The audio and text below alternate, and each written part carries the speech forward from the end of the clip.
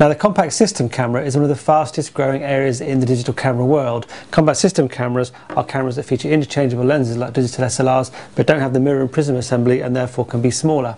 Now, Nikon has finally launched its own, and it's called the Nikon 1 system. This is the entry-level model called the J1, and we're going to take a look at some of the features that this camera has to offer. But first, let's have a quick look at what the system generally is all about.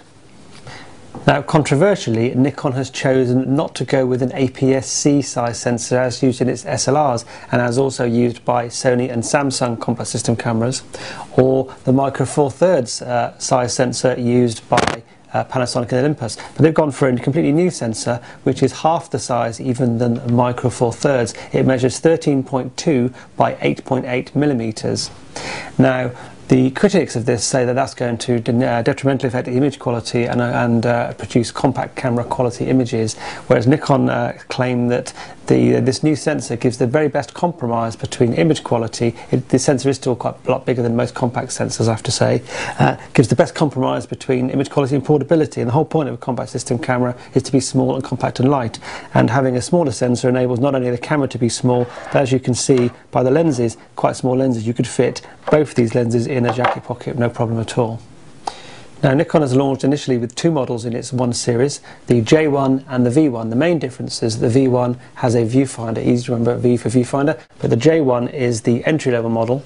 As you can see, it's a self-contained camera. There is no accessory ports for additional flash guns or viewfinders or anything. There's no viewfinder with this camera, and if we compare that with the Panasonic GF3, which is currently the smallest of the Micro Four Thirds system, which is the next size up in the compact system camera market, you can see that, in fact, even though the Micro Four Thirds camera is around about twice the size of its sensor, there's not a massive difference in the size of the cameras.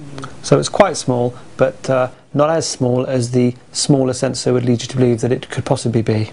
Okay, at the heart of the J1 is a brand newly developed 10.1 megapixel CMOS sensor. Now, this is a first of its kind, not only for its size and it's the first of the one system, but also because it has a revolutionary autofocusing system on the sensor itself, phase detect and contrast detect. It's a hybrid AF sensor, and it can switch automatically between contrast detect and phase detect. Now, phase detect is the kind used in digital SLRs and is better for fast action and fast moving subjects. The sensor is also accompanied by a brand new processor, the X-Speed 3, which is a twin-engine high-speed processor. And between the sensor and the processor, it gives the camera some unique features not found on any other camera, including the ability to shoot 60 full-resolution frames per second, which is faster than any other camera in the world, including professional DSLRs. Now, the 60 frames a second, or the 30 frames a second if you select that mode instead, is done with the focus locked from the first frame. So it focuses and then it locks that, and then you shoot a burst of pictures. You can only shoot about 12 pictures in that burst, but it gives you a very, very fast burst. If you drop down to 10 frames a second, you then get continuous subject tracking autofocus while shooting at 10 frames a second, which is also still very impressive for a camera like this.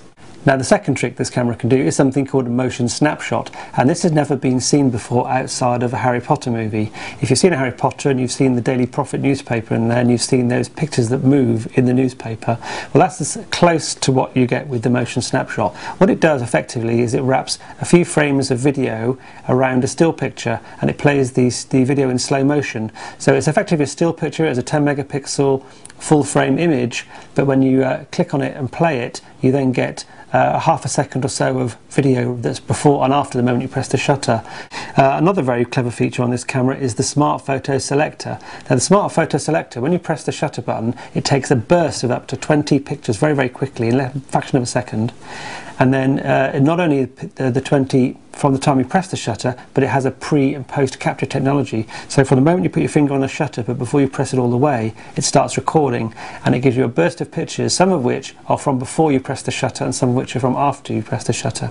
The camera then, the processor, looks through all those 20 pictures, picks out what it thinks is the best one and presents that to you along with 4 other pictures. So you get a top 5 effectively, and it says, do you think this one's the best picture? And if you don't agree, here's 4 others that you can choose from.